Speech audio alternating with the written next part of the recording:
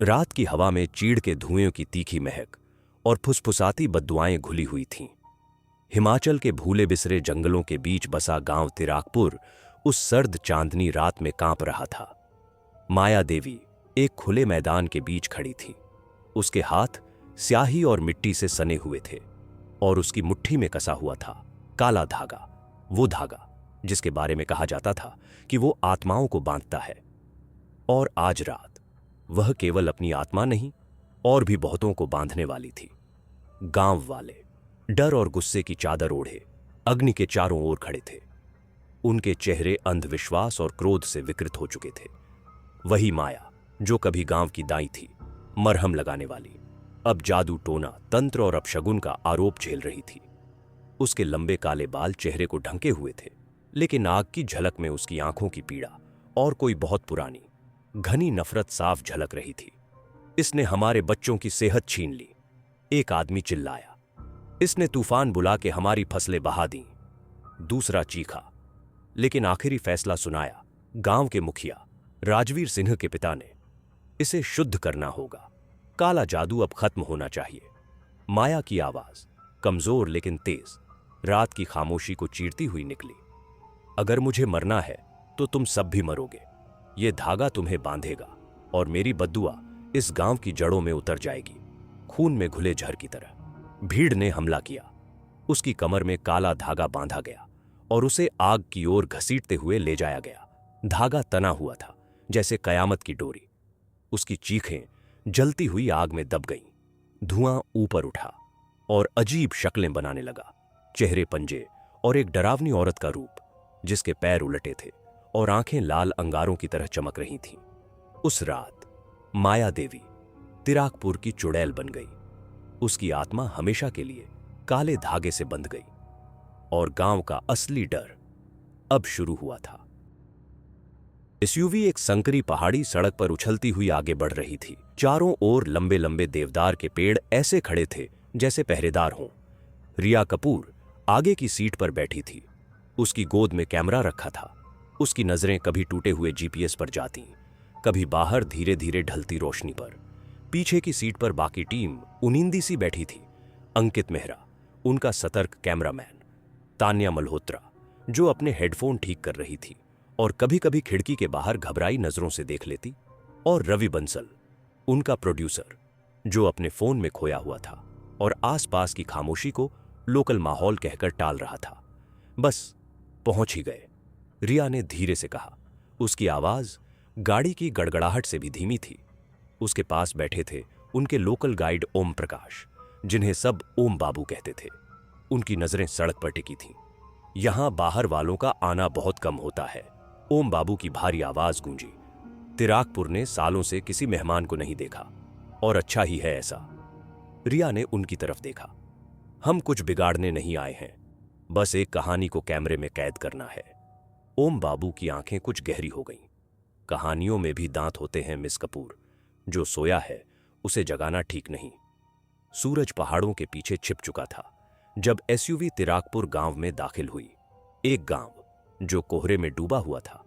टूटी फूटी झोपड़ियां, झाड़ियों से ढकी पगडंडियां, हवा में नमी की बू थी और भी कुछ अजीब सा। गांव के बीचों बीच एक बड़ा बरगद का पेड़ खड़ा था। उसकी जड़ों पर काले धागे बंधे थे जो हवा न होने पर भी हिल रहे थे। तान्या ने धीरे से कहा, मुझे ये जगह बिल्कुल अच्छी नहीं लग रही। रवि ने हंसते हुए कहा, भूत प्रेत की कहानियां हैं ये। व्यूज के लिए बहुत बढ़िया जगह है, लेकिन सब अंधविश्वास है। रिया की नजरें उस काले धागे पर टिकी रहीं। उसकी रूह में एक सिहरन सी दौड़ गई। कोई देख रहा था और इंतजार कर रहा था। गांव के बीचों बीच एक बड़ा सा पीपल का पेड़ खड़ा था, जैसे कोई भूला बिसरा स्मारक। उसकी जड़ें फटी हुई जमीन में अंदर तक फैली थीं और उसका तना काला था, जलने से नहीं बल्कि जैसे समय ने ही उसे जला डाला हो। उसकी छाल पर काले धागों की मोटी मोटी लड़ियां लिपटी हुई थीं और शाखाओं से लटक रही थीं। कुछ धागे ऐसे थे जैसे किसी ने उन्हें चबा डाला हो, मगर नजर नहीं आने वाले दांतों से। रिया कपूर उस पेड़ की तरफ कैमरा लिए देख रही थी और तान्या थोड़ी दूर पर खड़ी थी, हाथ सीने पर बांधे हुए। कोई पेड़ पर काला धागा क्यों बांधेगा? रिया ने पूछा। पीछे से ओम बाबू एक पीतल की तेल वाली दिया लिए पास आए। इसी पेड़ से उसे बांधा गया था। उन्होंने बिना रिया की आंखों में देखे कहा, माया देवी को। माया देवी? वो चुड़ैल? अंकित ने कैमरे का लेंस ठीक करते हुए पूछा। ओम बाबू ने सिर हिलाया। कोई चुड़ैल नहीं, एक औरत, वैद्य थी। गांव के आधे बच्चों की डिलीवरी उसी ने करवाई थी, लेकिन जब फसलें बर्बाद हो गईं, तो सारा इल्जाम उसी पर डाल दिया गया। वो पेड़ के पास गए और दिया उसकी जड़ों के पास रख दिया। यहीं उसे बांधा गया था, इसी धागे से, और अपनी आखिरी सांस में उसने हमें श्राप दिया। तान्या पीछे हट गई, घबराई हुई। क्या वो सच में चुड़ैल बन गई? ओम बाबू ने गर्दन तिरछी की। उसकी आत्मा कभी नहीं गई, आज भी बंधी है। ये धागा बुराई को बाहर रखने के लिए नहीं है, उसे अंदर रखने के लिए है। रवि ने हल्की हंसी में कहा, अरे यार, क्या लोग अब भी इन बातों पर यकीन करते हैं? जैसे ही उसने ये कहा, पेड़ की शाखाओं में जोर से हवा चली। सारे काले धागे जोर जोर से हिलने लगे। दिए की लौ कांपती रही, फिर बुझ गई। सभी एकदम चुप हो गए। फिर वो आवाज आई, धीमी धीमी सरसराहट, जैसे कोई रेशम का कपड़ा पत्थर पर रगड़ रहा हो। तान्या ने रिया का हाथ कसकर पकड़ लिया। तुमने भी सुना ना? सुना, रिया ने धीरे से कहा। उसने ऊपर देखा। एक पल के लिए उसे लगा कि किसी की सफेद हथेली शाखाओं से बाहर आ रही थी, फिर वह गायब हो गई। रवि ने गला खंखारा। चलो फुटेज लेते हैं और आगे बढ़ते हैं। उन्होंने कैमरा सेट किया, लेकिन ऑडियो रिकॉर्डर काम नहीं कर रहा था। बैटरियां तुरंत खत्म हो गईं। तान्या ने दूसरा माइक्रोफोन लगाया, वो भी बंद। ये कैसे हो सकता है? उसने फुसफुसाकर कहा। उसी समय पीपल के पीछे से छोटी, वो गूंगी लड़की नंगे पांव निकली। उसके हाथ में एक कागज था। तान्या झुकी। क्या है ये बच्ची? लड़की ने कागज उसे पकड़ा दिया। ड्राइंग भले ही अधूरी थी, लेकिन साफ थी।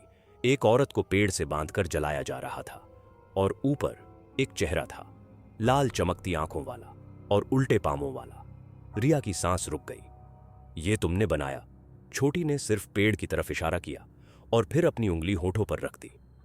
चुप्पी, सिर्फ उसकी नहीं, पूरे गांव की, जैसे कोई जाग गया हो और अब सब कुछ सुन रहा हो।